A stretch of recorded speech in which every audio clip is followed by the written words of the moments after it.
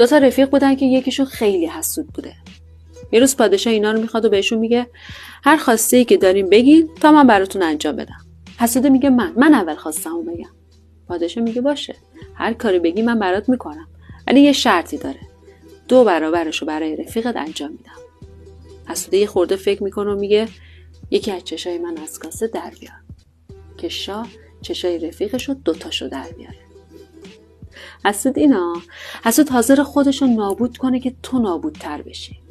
اینجاست که میگن هر جا رقیب دیدی رقابت کن، هر جا دشمن دیدی مبارزه کن، ولی هر جا حسود دیدی فرار کن. چون حسود اون چیزی که تو داری رو نمیخواد، اون فقط میخواد تو نداشته باشی. این خصلت حسوده. حسود فقط باید بمیره تا دردش خوب بشه، وگرنه چاره ای نداره. میگه نمک خوردن، نمکدان را رو بودن.